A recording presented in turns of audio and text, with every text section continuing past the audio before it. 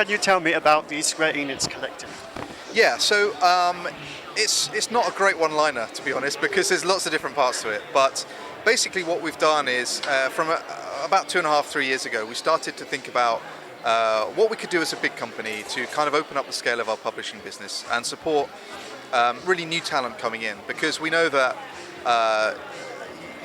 the industry is really reliant on new ideas, creativity, and different types of emotions. And we've seen, I guess because of the cost of the bigger games being made, sometimes it can be really hard to risk on kind of really doing loads of new stuff. And then we've seen games like Papers, Please or DRS to come through and really sort of change the way people think about games. And I think that's incredibly important for the industry. So we know that for the long-term health, we have to try as an industry to make sure there are routes to market and ways for teams to be able to get to release their first game, their second game, and so on.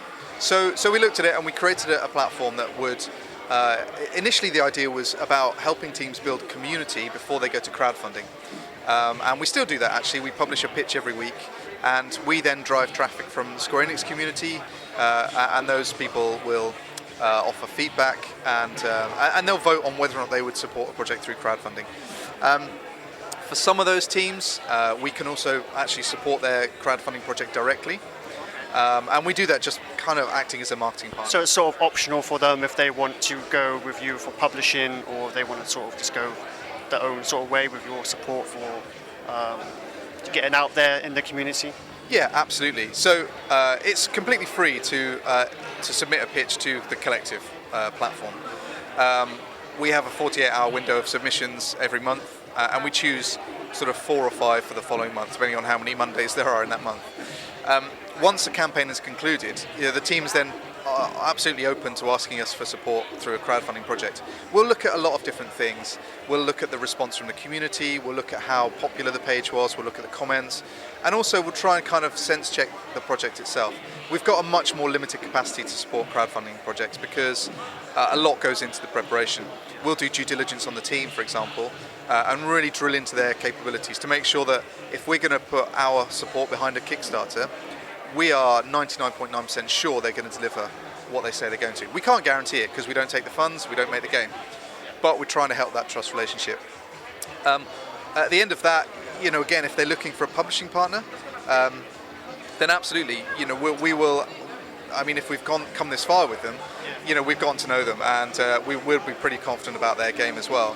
So then we can talk about that as well. For publishing, basically that involves us investing into the marketing budget. We'll also cover QA, platform relations, things like age ratings, all the kind of stuff that a publisher would do. Developers always retain IP, no question. They will always be in creative control of their own projects because they're the IP owner, and they will always take the majority of the revenue as well.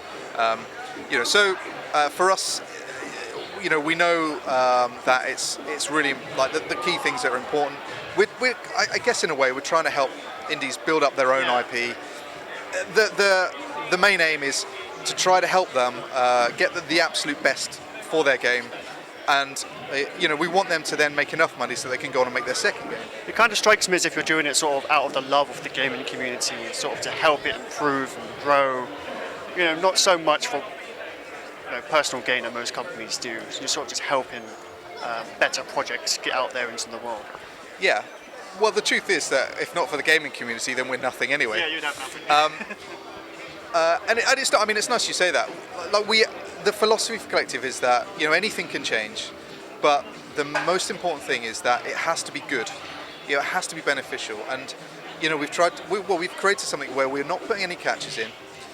Now, I know publishers don't have the best relationship in the industry, and I totally expect people to be cynical and think, why are they doing this? But the truth is, we look at the future all the time.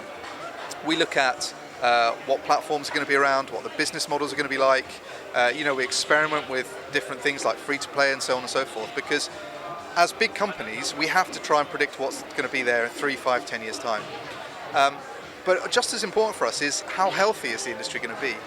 And that variety, those new ideas, that's the health of the industry. So,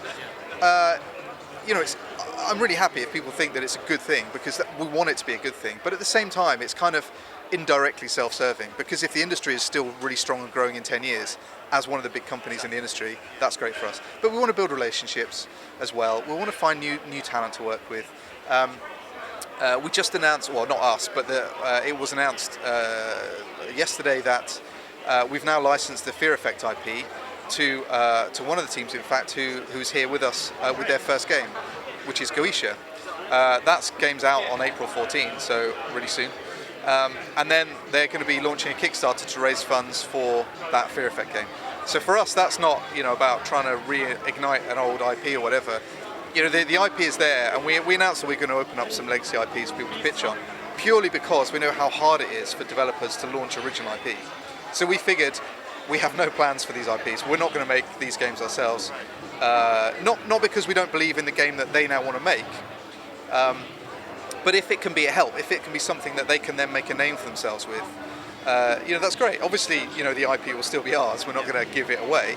And I've seen a lot of people kind of say, well, if you believe in the game, why don't you just fund it? If we fund it, we will get all the benefit from it.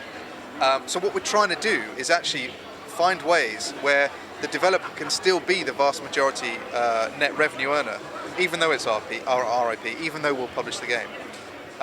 Otherwise, what's in it for the developer if we're just going to fund the game and we're just going to take most of the revenue? We're going to keep the IP. So it's an experiment. Everything we do through Collective is I think not really been done before. So we're trying things. We look at feedback, and if something's not right, if developers tell us it's not right, if community tells us it's not right, then we'll change it. But as long as that core philosophy of really trying to do things the right way, that's really important for us. Fantastic. Okay, so should we go inside and have a look at some of the games on offer? Absolutely, let's go. Great.